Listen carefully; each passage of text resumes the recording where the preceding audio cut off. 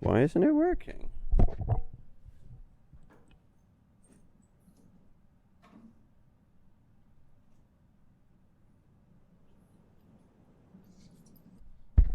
Oh. Haha, I nailed it. Somebody muted. Oh, I can control the volume. Let's turn that down a bit. There we go. A little bit more NPR.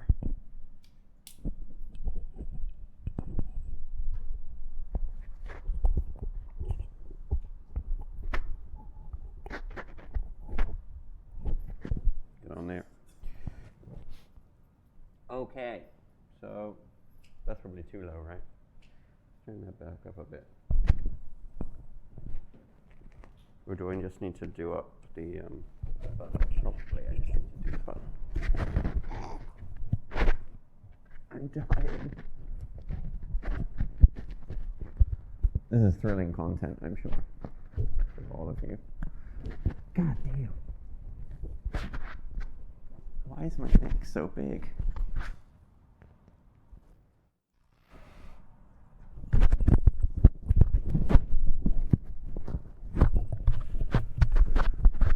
Oh, that's why. Let's put it on the little guy. Okay, how about that? That's better.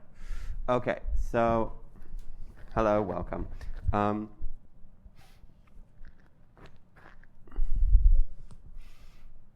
Does anybody have anything? I know I owe you a proper announcement about like how we're going to do the exam next week. I guess one thing I'll tell you is I do allow cheat sheets. So I tend to like say, okay, for a proof-based class, actually, a flashcard's probably not big enough, right? So should we say like a standard letter size cheat sheet? Okay, let's say that. And that's all that I have to say about it right now. I'll release a proper announcement tomorrow at the latest, I promise. Does anybody have any questions about that I can answer for you now? Yes? I was just wondering, does the content covered go through next Tuesday's class? No. It wouldn't even cover this. Okay. I think I'll stop at orders. Or maybe even before that. So all of the relations and function stuff, but not this. Yes. I will remind you all. Hi, what's up?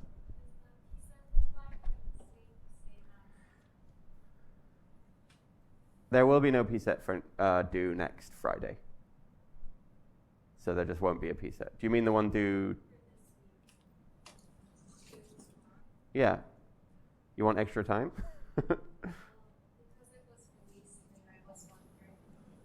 Oh yeah, because I forgot to tell you what. Yeah, so I've extended the late deadline on Canvas. I guess I have to do that on Gradescope as well. But in future, you can always that was silly of me to forget to do it on Canvas. But like if it's not on Canvas, you can check Gradescope too, because that's the primary place where I put everything. But yeah, you can take extra time if you need to on this week's homework, because I forgot to put it on Canvas for a long time. Okay.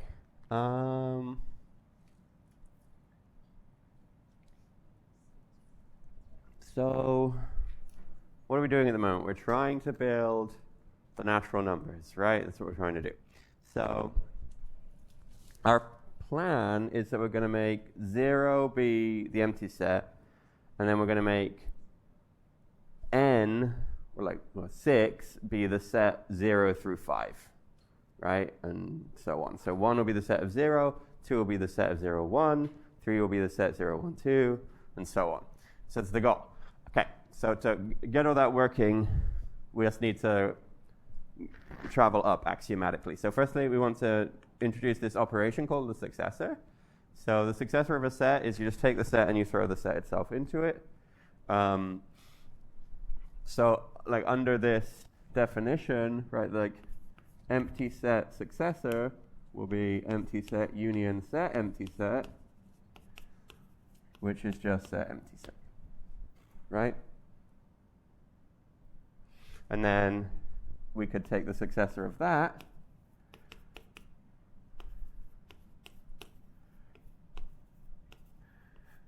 I need more set brackets. And then I get the set of the empty set and set containing empty set.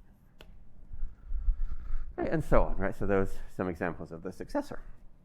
Right, and this, if you think of empty set as 0, then this must be 1, and this must be 2, and so on and so on. Okay.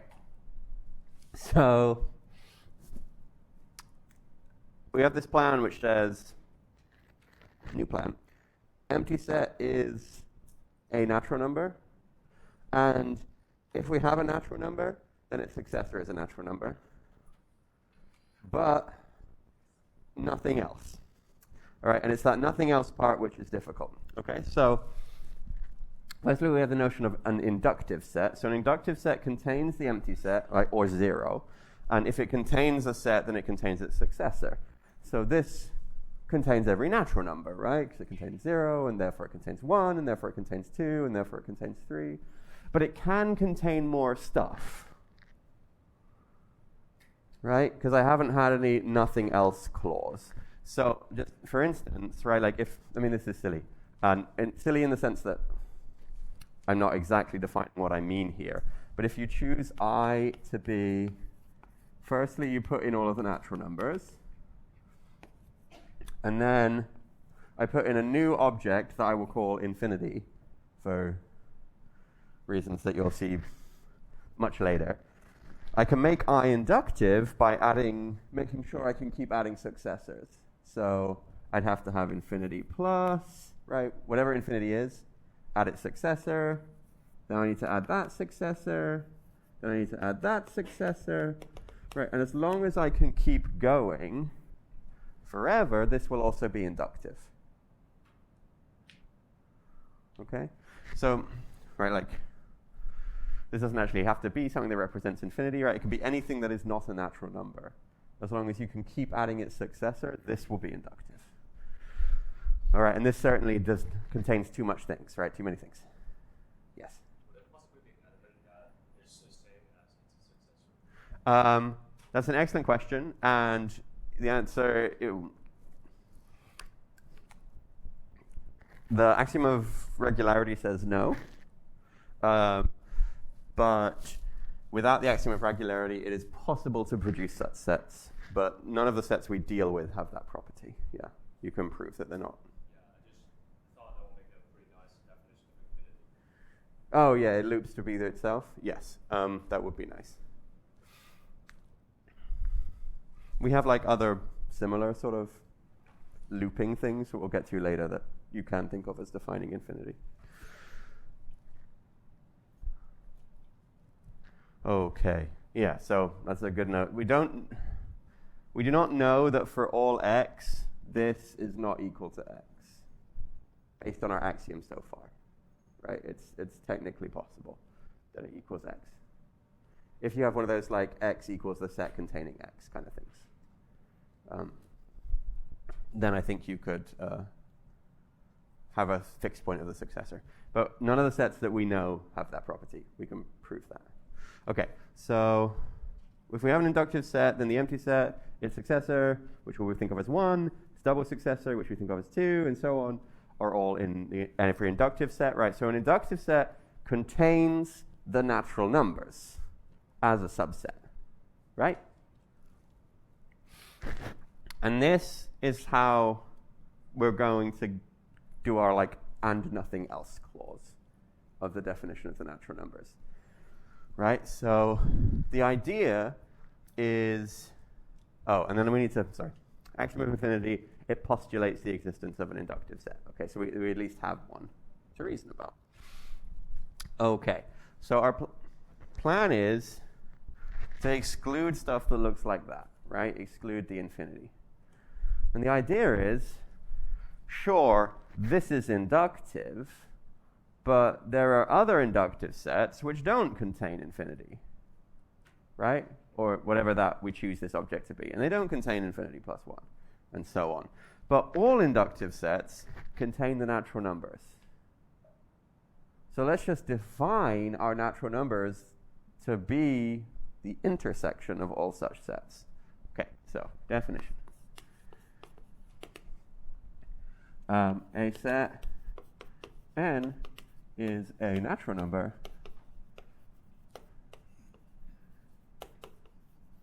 if n is in I for all inductive I, and omega, that's an omega, not a W. I know they look the same. W is written that way. It's spiky. Which is another way of saying the natural numbers. This is like the set theory way. I'll tend to use this because there's no ambiguity about whether this contains 0, whether people have opinions about this. False, wrong opinions. This is the set of all natural numbers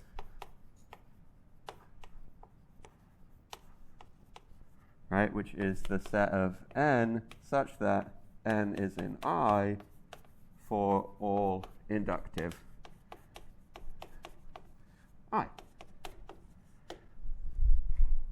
Woo! Watching some. That's an excellent closed set bracket over there. Go me. Okay. So that's how we're going to define natural number and the set of natural numbers. And so, first question, how do we know this set exists? Right? I have defined it, as I always do, via sort of a comprehension way, right? It's the set of objects satisfying a property, but we don't have that axiom. We have the subset axiom. So, can you provide a set that you know includes everything in every inductive set? Can we think of a bounding set? Tell me. Yes, any inductive, pick any inductive set, right? And that will work. Okay, so this is a set because any inductive set works as a bounding set.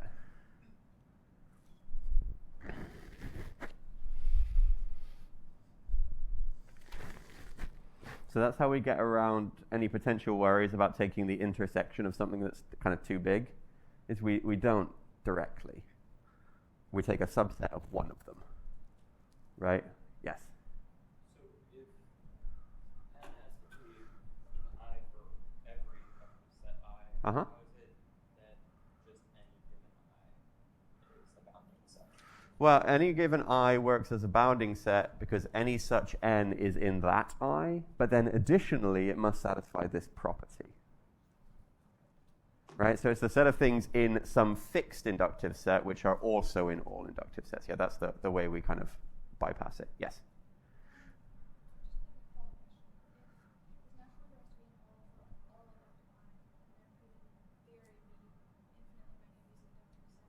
Uh-huh.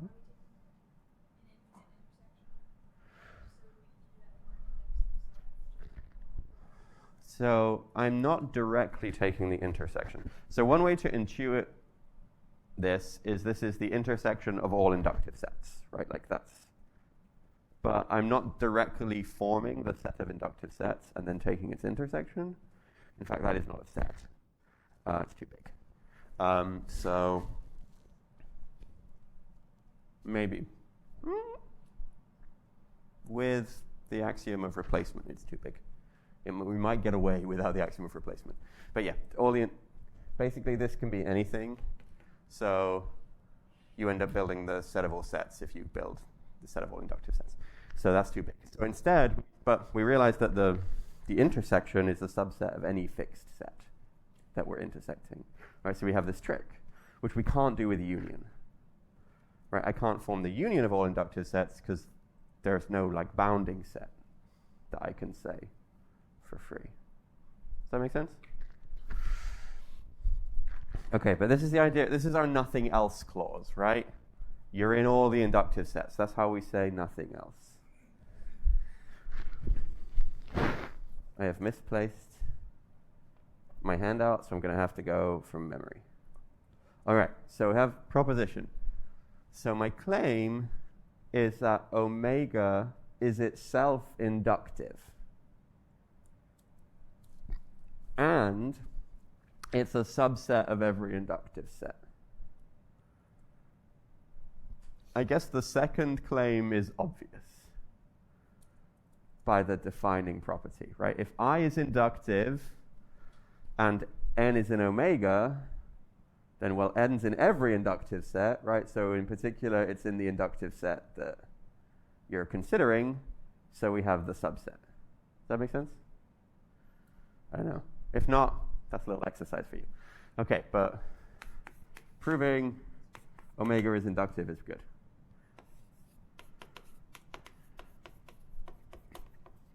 Okay, so how are we going to prove omega is inductive? What do we need to establish? Yeah, that over there. Right, like you have to establish this. We have to establish the definition. Okay, so number one, is the empty set in omega?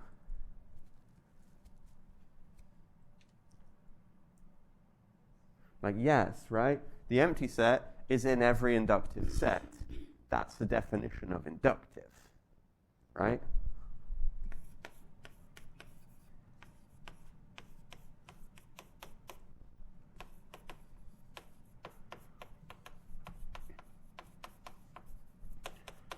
Cool, so we have our starting point. And now I want to show it's closed under successor. That's how we say this. So if an object is in omega, then its successor is also in omega. Okay, so let's prove that. So let's fix some n in omega. How could we show that it's the successor of n is also in omega?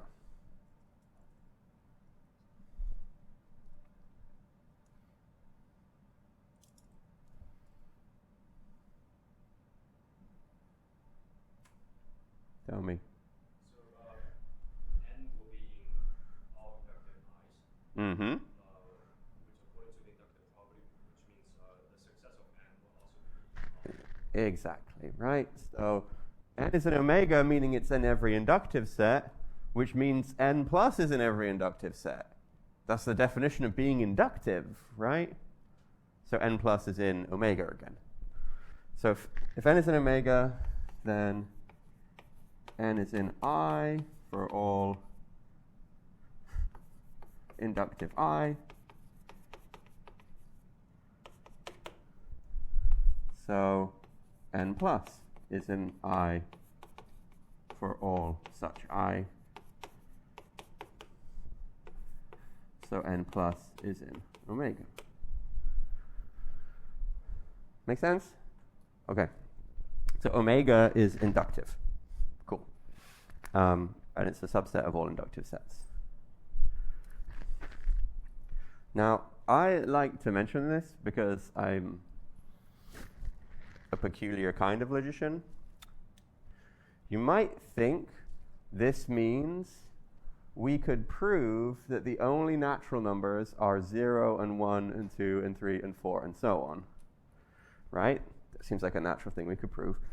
The problem is that statement is infinitely long. Right? You're a natural number if and only if you equal 0, or equal 1, or equal 2, or equal 3, right? It never ends. So there is no way to prove that theorem because the theorem cannot even be written down. So in fact, there are things that we call non-standard models of set theory where the natural numbers look more like this. By accident, the true natural numbers doesn't exist. Right? We've just intersected all the inductive sets. Let's suppose you have some wild set theory where the intersection of all inductive sets also contains some extra stuff that you didn't mean to. Right? That's hypothetically possible. Right? And those are called non-standard models of the natural numbers, or of, and so on. Anyway, I think they're fun. They get really messy, though. We shall never speak of this again, either, so don't have to worry about that. Okay. Oh, corollary. Okay, so an important corollary is if you have a subset of omega that is inductive, it must be itself omega. Why is that?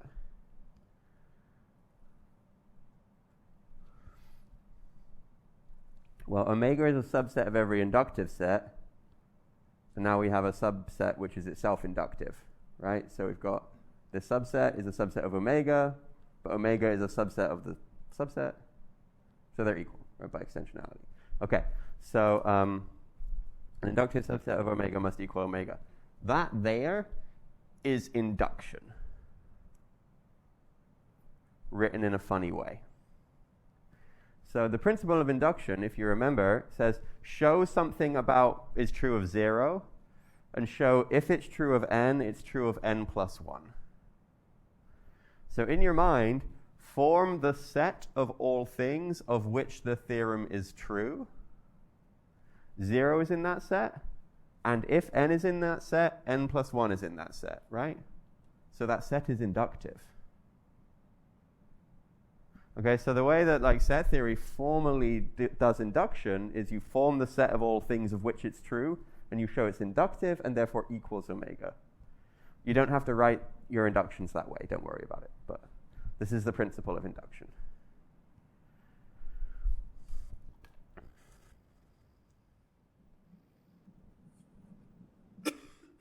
Yeah, so I even said that. So this is a way of proving properties of natural numbers.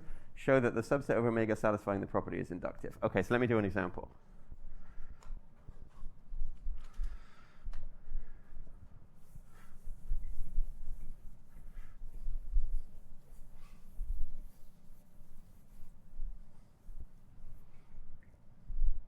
Okay.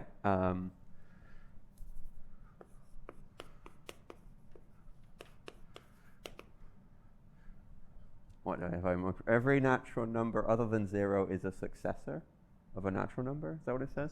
Okay, yes, it does. Every natural number other than 0 is a successor of a natural number.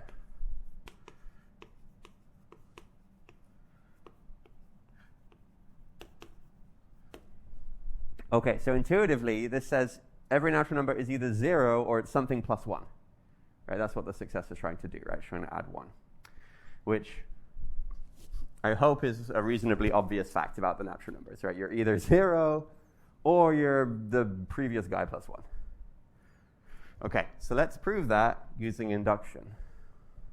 Okay, so should I do both versions, the usual induction and like the set theory induction to show? Maybe I'll do both. I'll do the set theory one first, then you can tell me what you think. Okay, so let I be the collection of natural numbers such that the theorem is true of n. I know that's a little vague, but hopefully you see what I mean. Okay, so I want to prove that I is inductive and therefore equals omega. Okay, so firstly, is 0 in I? It's actually probably the hardest thing because I've deliberately written this in a little bit of an obtuse way.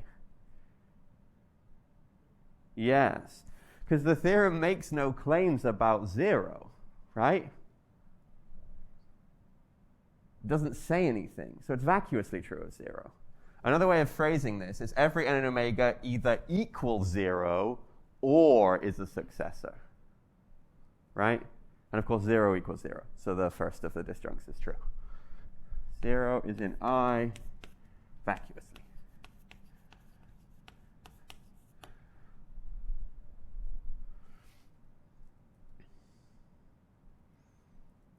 Oh, I translate between the empty set being 0 and empty set plus being 1 in my head without even thinking. Is everybody on the same page with me about that? Right, this is 0 is the empty set for us, right? That's what represents it. There we are. Let's make that clear. The empty set, which is 0, is in I. Okay, so now let's do this sort of the induction step. Okay, so suppose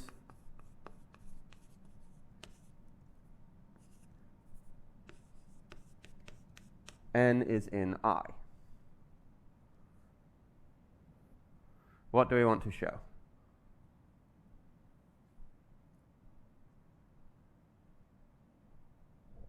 Tell me.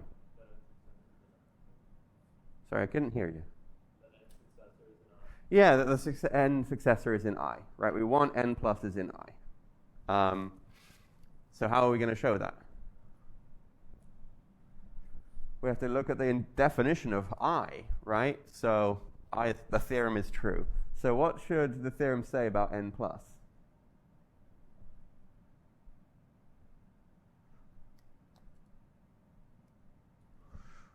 Well, it says it's the successor of another natural number, right? That's what it says. So we've got this n, and consider n plus. Is n plus the successor of a natural number? You're like, yes, of course, you've just written it as one.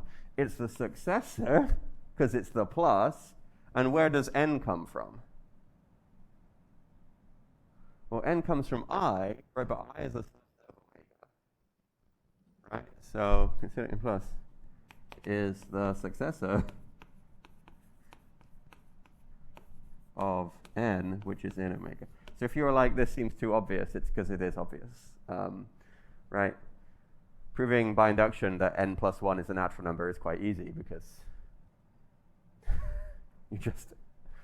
induction, there's nothing to be said, right?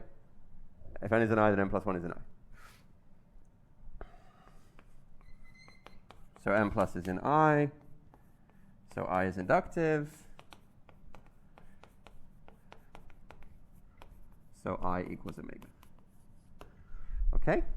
So proving this by induction, sort of the more discrete math or not set theory way, you just don't form I directly. We show that 0 satisfies the property that defines I. And then we show that if n satisfies the property that defines I, then n plus 1 does. So you just don't directly form the set of things of which is true. But this part's all the same. It's the same logic.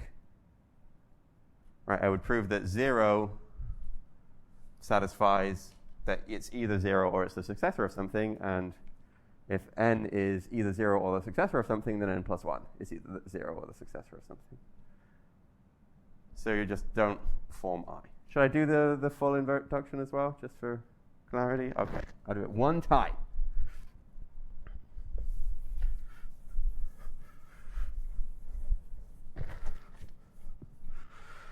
Okay, so I'll be very, very good about it.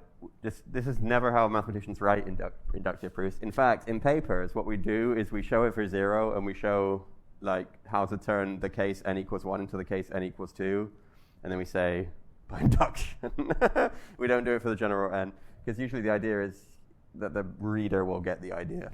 But this isn't writing research papers, so I will do it the way you're supposed to. Okay, so we have a property which is n is either 0 or n is a successor.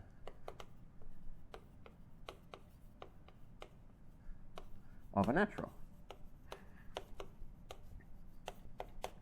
Okay, so we've got this property that we want to establish. So induction, old school, is we're going to prove that property of 0, and then we're going to assume if the property holds of n, then it holds of n plus 1. Is that familiar as a proof structure for you all? Okay, so let's call this P for the property of n. So let's establish the 0 case. Is it true that 0 is either 0 or a successor of something? Yes, because it's 0. 0 equals 0. End of base case.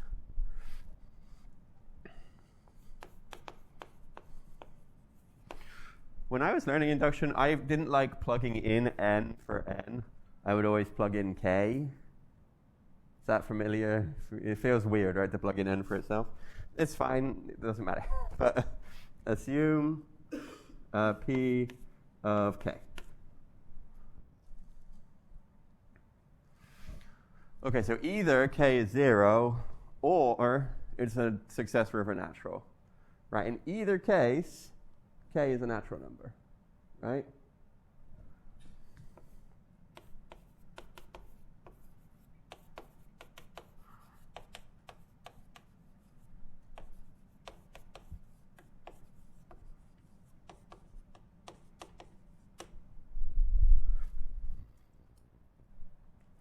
All right, now we can look at k plus 1. Wait, that's not how you write that. K plus. I got too excited. So can you prove, given that observation, that this property is true of k plus? Well, k plus is k plus, right? For emphasis, put it in parentheses. This is a natural.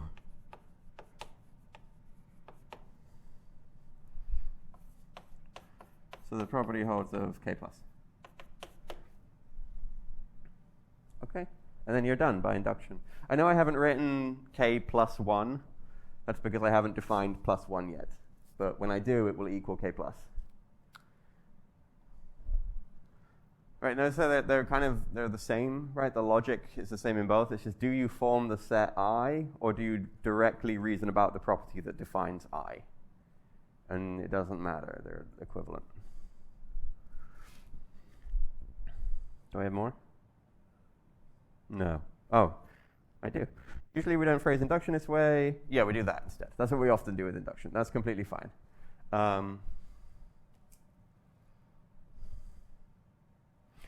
Also, when people are first taught induction, they're taught, like, you must write base case, and then you must write induction step. And it's like, according to whom? Like, who's teaching you this nonsense? No, you must establish the base case, and you must establish the induction step. You know, to like label them and draw lines and boxes. I mean, it might help the reader, and it might help you with the structure, but like, just make your proofs clear. It'll be fine. Should we take a break? Yeah, you can all think about induction. I'm sorry I don't have a better inductive proof yet. It's because we don't have anything like addition to prove that things about. This is about all we can do with them. But we'll have addition shortly. All right, break time. New handout if you want it.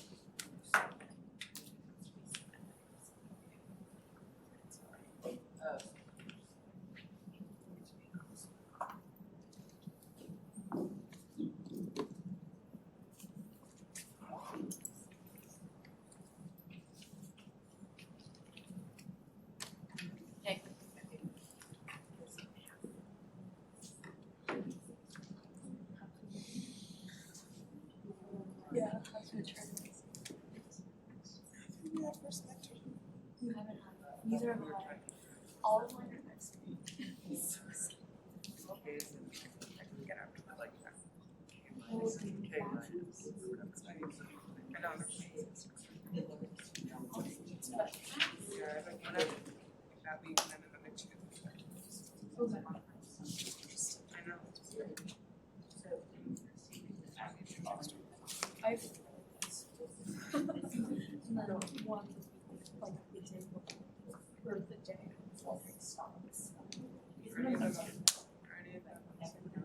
No, they're like Monday, Wednesday, Thursday, Tuesday.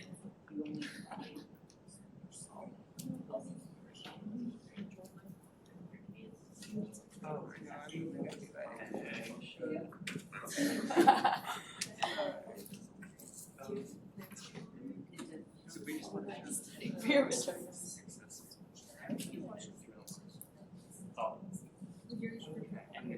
We're good. We're good. Clearly, right? Like, to show two functions are equal,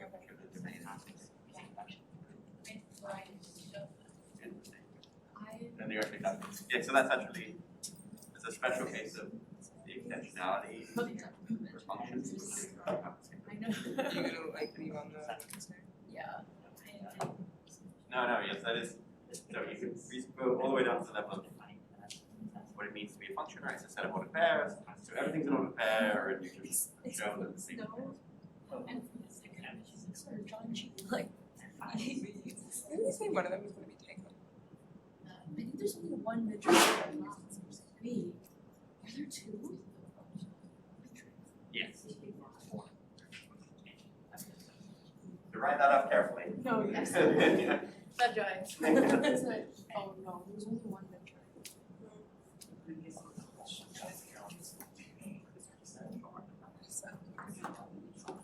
Last year it was Tango.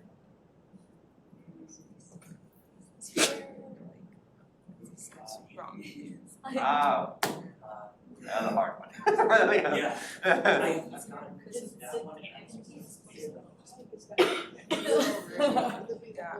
Mostly just it's like the A classes. No. It's like It is a set of functions. he also said to me something. Which domain is the Oh. independent. I'm like no one's about. Codomain is the union of the satisfying of Like both. I know all. Okay, you have to buy it. Right. I really think.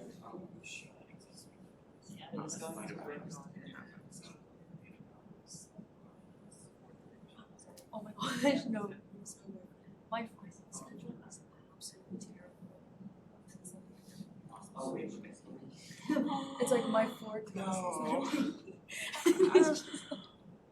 No. How do you even study? I don't know. I'm like, Really? So I that's can't even take a the break. set of all the ordered pairs. So every function. I know, right? So the set of all functions that find Yeah, we don't want to ABX. is I think it's some top of the number. Right. Like I'd rather move Yes. one of these Is it about to the Sunday before. subset including the function. I mean, you will get through. Yeah, it's like that. This is about it, and then you apply it. I'm like, well, I don't think really. Like, when is this? It's meant to be. My class was like, it's like, I don't know if you ever have Yeah, like, like this. a- It's not like one class, like a paper, and then they're like done. I'm like, right? Semester. That needs to be. Yes. Yeah, so the order is, Like double is R. hard if I come, there is, yes, how is it ordered pair? Yeah, so, how is it? Indeed, so the thing about ordered pair isn't necessarily that it comes in order, it's that you can distinguish where, which coordinate everything lives in. I know. Yeah, and the way you distinguish where like a sub I is sort of goes in I, right, it comes in the I I think place, it's better. right, I versus a sub I. So if I is itself ordered, then you can think of first order, second order, third order, fifth. I does not have to be. But you should think Yeah, of well, it. suffer Like, Okay, because that's what I was struggling with. I was like, what is thinking like in mind? it's just no function, Yeah. right? Oh my god, thank I'm God. like, Like even that one's even ordered, right? It's just not like That one's down. it's just like not discretely ordered. Yeah. well, like you said, or should I just like take it? I feel like maybe I should like do my time not like take. I feel like I'm mostly like It would not be though. It's like Exactly, you got it, yeah. filter. I appreciate that a lot. No worries, but thinking about I as ordered does make the picture. Well, that's why Oh my gosh. I took like the 230 classes. I think 230. I did 225. Okay. Just meaning. We counted 230.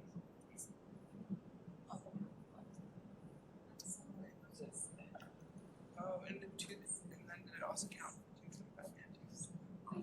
Wow. Oh no, I had to take 255. So I'm not excited about it. Hypothetically. Can you see? Natural numbers is right there is natural number. And it's actually what is natural number? but we might have yes a dog and a dog plus, dog plus. But that would be the natural numbers, right? That would just be inductive. Sometimes I'm like, do I need to know? Yeah, natural numbers. So one of them will not contain the dog, right? So Down to one. So many things.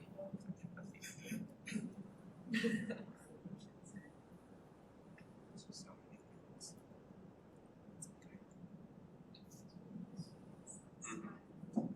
But I think you're right that like, how do you know there's an inductive set? Like, can you build it? Not necessarily, because you end up saying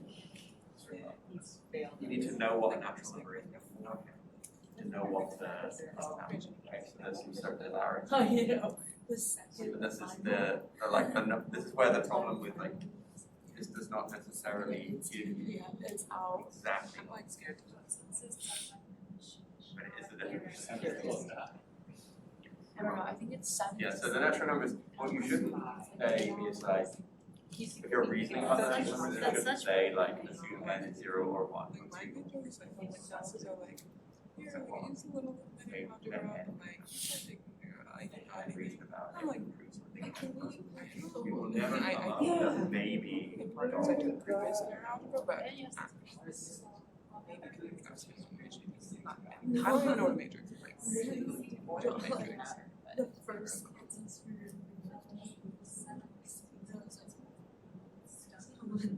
and like, sounds familiar, but no. He was like, I know what it is. I was like, sir, just give me like a week to catch up on But to prove something's a natural number is actually quite hard in general. We did it for 0 and Yeah.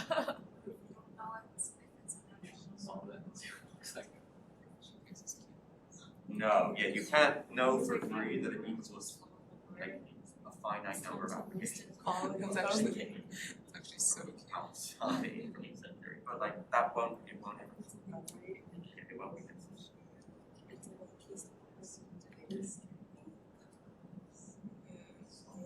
But we need something that looks like that numbers.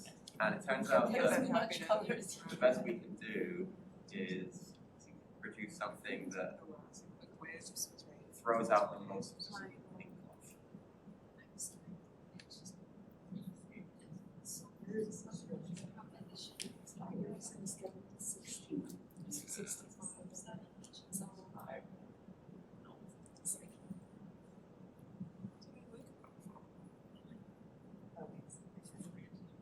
I need to communicate that question.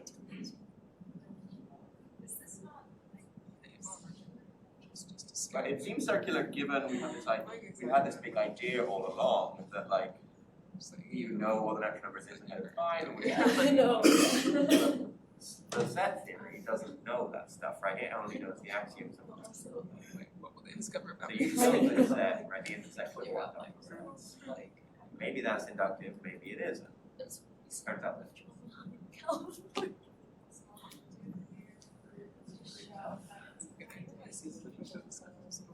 Yeah.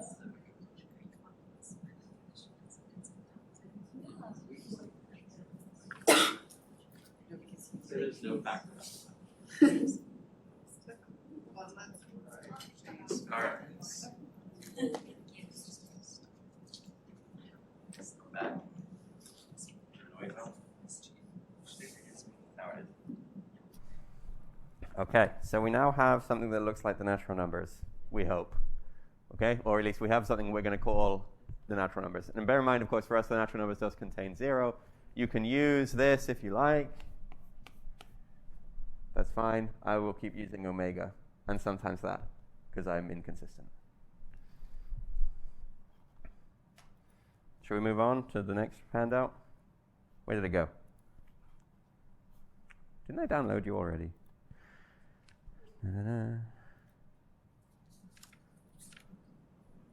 No, don't open in browser. What in the world? Oh, it's in the downloads, not in the recent files. There we go. full screen. I'm sure this is really thrilling, watching me fight with the computer every day. Okay, so we've proved a very, very boring fact about the natural numbers using induction, and we'd like to be able to prove some more interesting facts. Before that, I need to be able to like add and multiply and compare them. Okay, so we need to define what it means to add natural numbers, and multiply natural numbers, and compare natural numbers. Okay, and it turns out that requires the hardest theorem we have proved yet. Oh no. Okay, so there's a few hard theorems in the class. This is one of them. The other one is called the Cantor-Bernstein theorem, which you will learn to hate when we get to it. I like it, but I'm older than you more. Mathematically older, that is. Okay. So let me explain why it might be hard to produce addition of natural numbers. So the main way that we're used to defining functions is by formulas, right? We have like linear functions, we have polynomials, we have transcendental functions.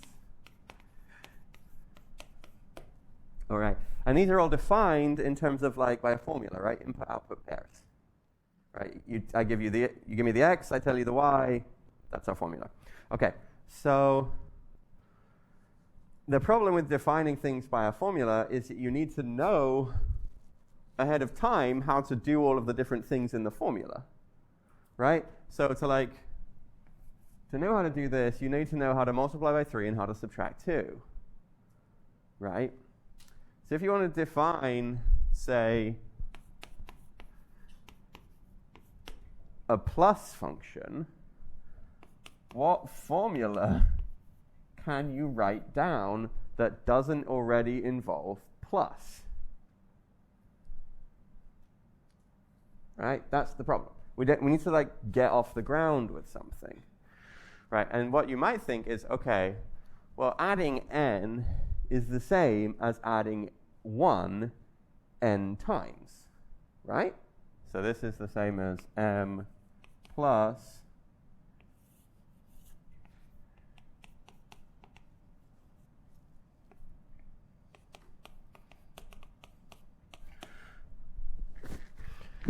which is correct, right? But writing this way, and in fact, whenever we write with like a dot dot dots, in set theory, we need some principle that says, hey, I can deal with the dot dot dots. And the thing that is doing, well, one way to deal with that principle here is to think of this as something by recursion, right? Which is to say, I will tell you how to add 0, and then I will tell you, if you know how to add n, I will tell you how to add n plus 1. And using that, you can add any number. Right? Because if you want to add 2, that's the same as adding 1 twice, which is the same as adding 1 and 0, and that we know how to do. Okay. So a few examples of recursive functions that you'll have seen before. I mean, the big one is the factorial function. No, that's wrong. There we are. Let's make that correct. Right, 0 factorial is 1, and n plus 1 factorial is n plus 1 times n factorial. Right, and you might be like, aren't we in the same problem here? I'm defining the exclamation point in terms of the exclamation point. How is this not circular? And what saves us is the structure of the natural numbers. Allows, if you tell it what to do on 0, and you give it an instruction of what to do on the next guy, it's actually okay. If your domain is the natural numbers. You try and do this on the integers, what do you do on the negatives? Right? You have to try and do this backwards. Okay. Oh, another one.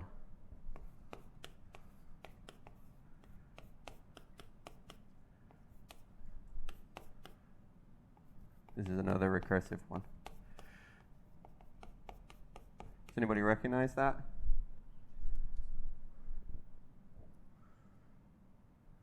So f sub 0 is 0, f sub 1 is 1, f sub 2 is the sum of those, which is 1, f sub 3 is the sum of the last two, which is 3, then 5, then 8, then 13. It's Fibonacci numbers, right? So you can define the Fibonacci numbers by this recursion, right? You tell me what the next number is in terms of previous numbers. Okay, so that's what we want to do. We want to get recursion running. What's the problem? Well, we need to prove that recursion works based on our axioms, right? We all know how to do recursion. If you want to do the function at 7, well, you have this rule that says if you know what to do at 6, I'll tell you what to do for 7. So you work out what to do at 6, which means you work out what to do at 5, which means you work out what to do at 4, go all the way down to 0, and it tells you what to do at 0. And then you go back up the ladder. Okay, we need to prove that our set theory can do that. And it's a real pain in the ass. Right? I think this is probably the first theorem we prove where you need to have a really, really smart idea, and you can't just move definitions around the page. So firstly, I guess let's state it, and then I'll apply it a few times, and then we'll prove it. And that'll probably be the end of the day.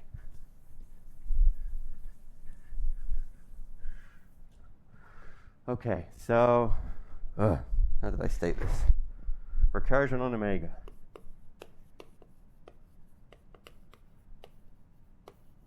What's worse is eventually we'll generalize omega to have other bigger versions of itself called ordinals, and then we'll prove the recursion theorem for those. And that's even harder because there's more of them. Get out of there. Okay, so how are we going to understand recursion? So fix a set A. This is going to be like the codomain of our function. These are going to be what we spit out. And an element of A, that's going to be our starting value. It's going to be f of 0. And a function from A to itself. So this is going to be the thing that tells you, if you know what to do on one input, I'll tell you what to do on the next. Okay?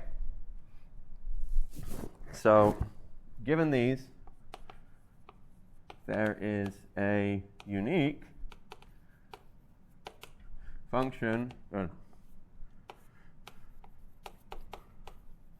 f that takes in a natural and spits out an element of A satisfying the following properties. So f of 0 is whatever the starting value is that we declared, and f of the next guy is h of f of the previous guy. Okay, so thinking about that in this case, A is the natural numbers. Big A. Big A is the natural numbers. Little a is 1, right? And h is multiplication.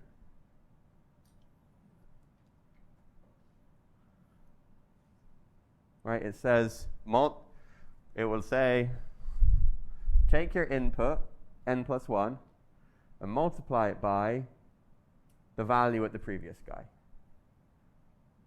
So that's what h is for that case. Okay.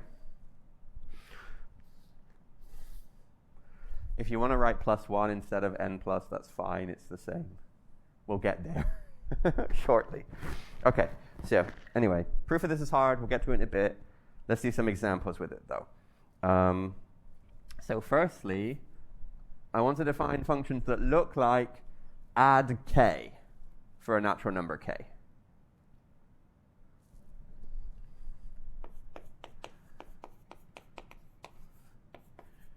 So that's our example, adding k.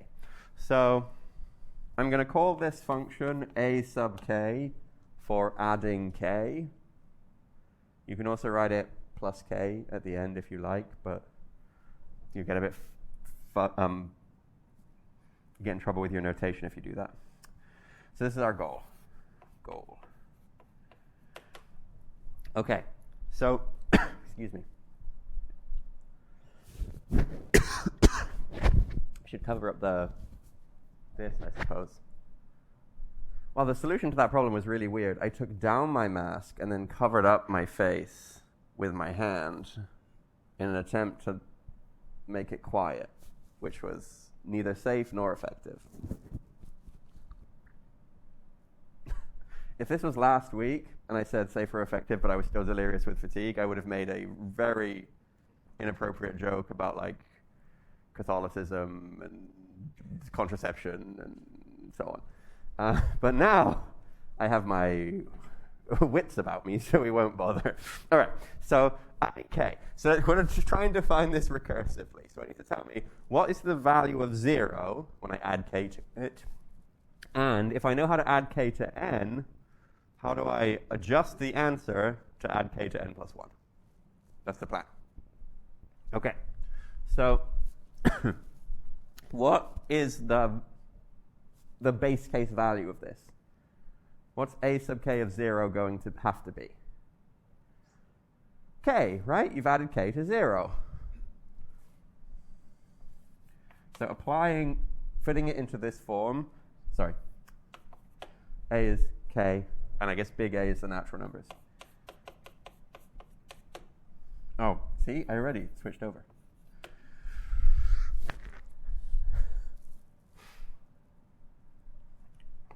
Or put another way, a sub k of 0 is k. All right, and then how do I add k to n plus 1 if I already know how to add k to n? Right, so interpret this as n plus 1 plus k, and suppose you now have to compute n plus k. What do you do? It's harder because of the way I'm writing it. So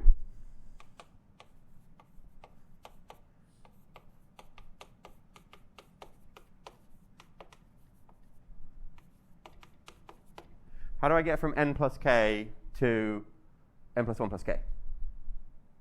Tell me. Yeah, right? I can take the successor that's here and stick it on the outside.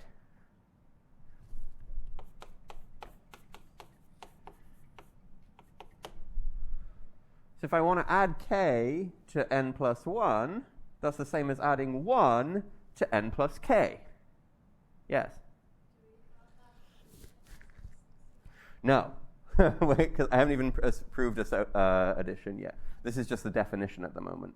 And it will follow that it's associative at the end. But yeah, because when you're defining something, when you're trying to define something and you already know the answer, you can kind of use properties of the answer as long as you, in your definition, if you know some uniqueness stuff, right? Like in trying to force plus k into this straitjacket, we can use stuff we already know about the plus k function.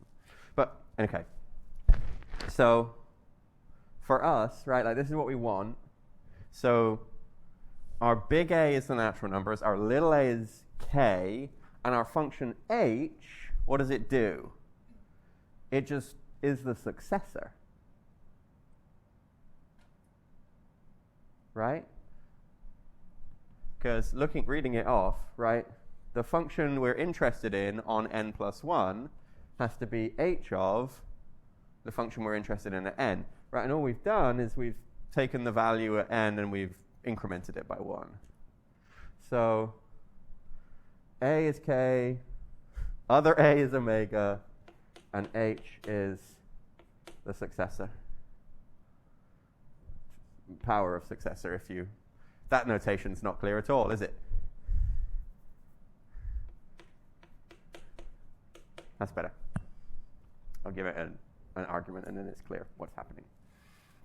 Okay, so what I'm doing here, I know it seems like I'm dealing with it in a very complicated way with something very simple.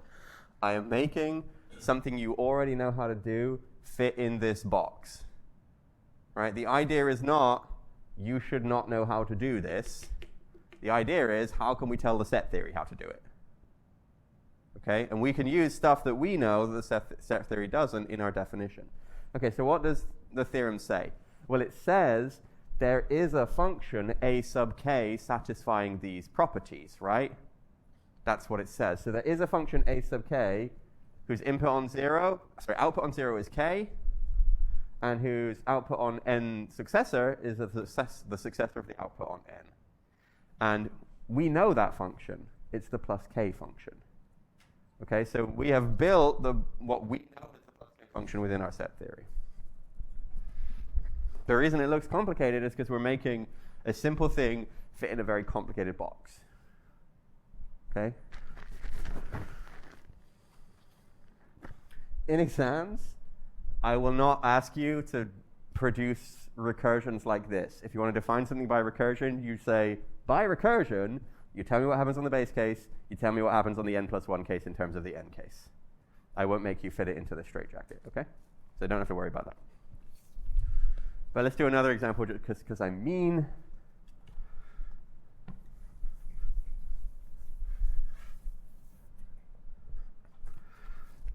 All right, so we've added k.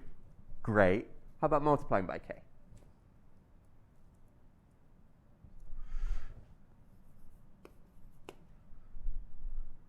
So we want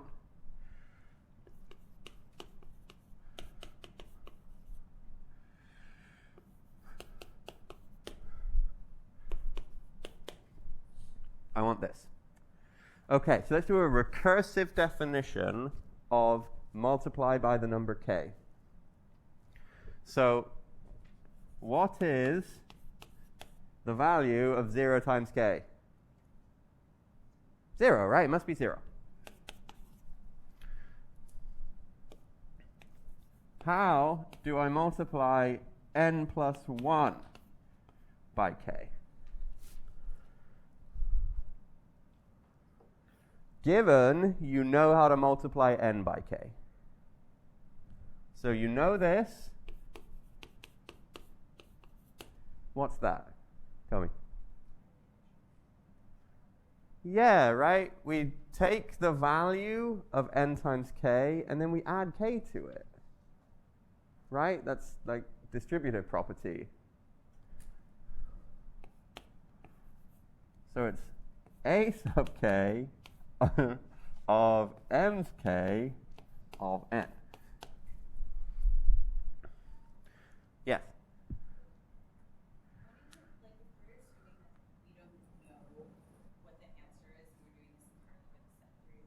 Mm-hmm. Why introduce the AK? That seems to come from knowledge of what it should. So the theorem says no matter what big A, little a, and h are, there is such a function. So, like working through all of this, our big A, right, would be omega. Its multiplication spits out a natural number. Our little a is 0, and our h is this thing that I'm saying adds k. So our set theory says there is a function that does recursion in this way, and we will later prove that this satisfies the various properties that you think it does about multiplication. So I'm not claiming any properties of multiplication here. I'm just saying if we're trying to define multiplication, this is probably the way to do it. Yeah. Yeah, so we're using the answer that we know to inform the beginning, and then we have to reprove everything we think we know. Yeah, no cheating. Yes, we're not getting anything for free. All right? But, for instance, we don't yet have the power to prove that, like, I don't know, multiplication distributes. But you can compute, like, 3 times 6, and it will equal what you think it equals from this definition. Right? Like, we can do it. So m sub 6 of 3 is a sub, which one? 6? Of m sub, damn it, 6 of 2, right? Which is a sub 6 of a sub 6 of m sub 6 of 1, which is a sub 6 of a sub 6. I chose numbers that were too big, y'all. Do I have enough a's? Yes. M sub 6 of 0, parentheses. And what's m sub 6 of 0? Okay, well now I stop unraveling, right? Because I know what to do. So that's a6, a6, a6 of 0. And then you could unravel what this is, and it will be 18. Right? Because the way you do that, right, a sub 6 of 0 we know is 6 from that. So then we have a sub 6 of 6. Okay? So we have to compute that repeatedly by recursion. Right? And we'll find it's the successor of the successor of the successor of the successor of the successor of the successor of 6, which is 12. And then we have a sub 6 of 12. Right? And using recursion, that's the successor 12 times of 6, which is 18. Okay? So every input-output pair that you can test, you'll get the right answer. Yeah. And part of why this is hard is because I'm insisting on writing this in a very unnatural-looking way, right? You would like to write plus 6, right, of n for a sub 6. And you'd like to write times 3, right, for m. Or maybe you'd like to write it on the other side, right? People are like, oh, well, we don't know those are equal. And you're right, we don't. We'd have to prove it. Complicated, though, right? Complicated. All right, so the recursion theorem, it produces these functions. They do what we expect them to do because we defined them to do what we expect it to do using foreknowledge. But if you, I don't know, choose a to be 2 here, it might be worth investigating what you get for some small numbers. Like what happens if you define multiplication with the wrong base case? Right, like you'll get a different operation, right? Like it just won't be multiplication. It'll be something, and the set recursion theorem says, I know how to do that function. Okay? That's an excellent homework exercise. Now look what you did by asking questions. You made me think of more homework for you all. And you know the homework after the midterm is going to be really long, right? Because it's got to have 2 weeks worth. It's going to be a bad time for you all. Oh wait, it's break. That's fine. I can make you do homework for all of break. Okay. I won't really, I promise. Okay. How are we doing on time, by the way? My timekeeper is not here. It's 11:10. Okay, so I will not prove the recursion theorem today. Okay, but I will make this observation. Okay, so the recursion theorem, what we've done is we've defined for each natural number, I've told you how to add that natural number, right, and how to multiply by that natural number. But that's not how we add and multiply, right? Addition and multiplication, those take 2 inputs and add them. A multiplication takes 2 inputs and multiplies them. We don't think of multiplication as an infinite family of functions where like n times 2 is a function, n times 3 is a function, n times 4 is a function, right? And they're all separate. I think of n times m as a single binary function. And the recursion theorem as written cannot build those functions.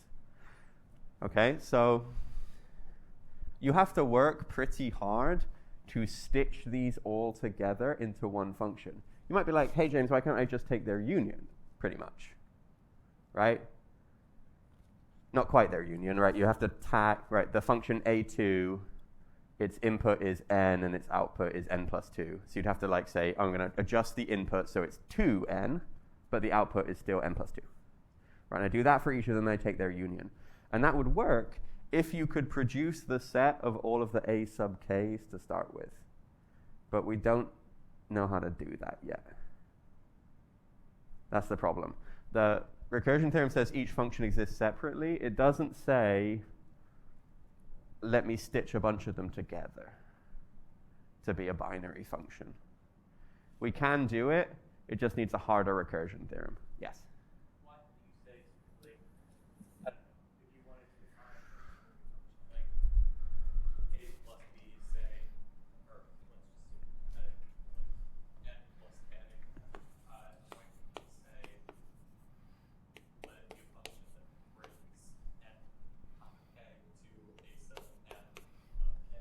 you mean something like this? Yeah. Yeah, right. This is the natural thing to do. So these are triples in, I guess, omega cubed. So we have n input, m input, p output, and we're like, well, a sub n equals m. So that's what you want to do. Problem is, this property depends on n and m in a certain way, right? It depends on n in particular. But the recursion theorem doesn't say, hey, like for different a values, here's one description of all of them simultaneously. So this property is actually naively is actually the property n equals 0 and p equals a 0m, or n equals 1 and p equals a 1m, and that property is infinite. That's the problem. Like, it's very, very subtle why the set theory can't do this. And in fact, your book doesn't even observe the subtlety. And that's the one point I'm very annoyed the book. The last year's book did. And okay, when we prove this theorem at the probably next class, Will can talk about this in more detail. Yes, Rudy. Is that the same book that we're talking about? It's the one, Hairbrand and Yeck is the other one that talks about this in more detail. But Hairbrand and Yeck is it doesn't tell as good a story as like Anderton does. It's a good read, and it has good exercises. But yes. We have elements of set theory, we have intro to set theory. There's one that's called The Joy of Sets, which young people don't necessarily know why that's funny, but maybe you're all laughing because it sounds like something. The thing it sounds like is a famous book that my parents have read. I remember finding it as a child in their bedroom. Yeah, there are some oral called Introductions of Set Theory. Anyway, I'll see you all on Tuesday. Would you all prefer to do a review on Tuesday? Okay, I'll at least do some review on Tuesday. I feel bad not doing a review session.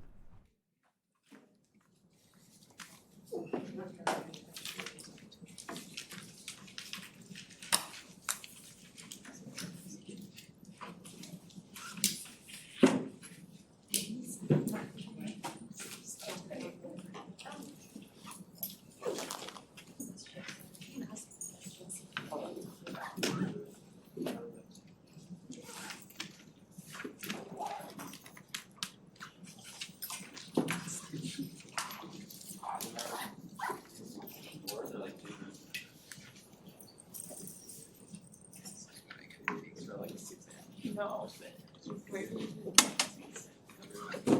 I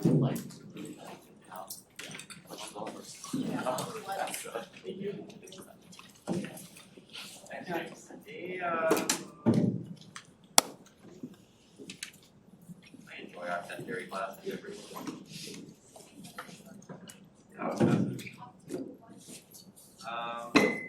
I'll give you a completely fine answer. You might not, but I think I don't like asking what good book that we want to have. So Thank you.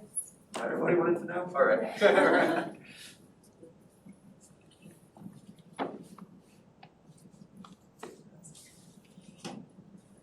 You right there, team? Yeah, sorry. No worries. Would you be willing, I don't know if this is annoying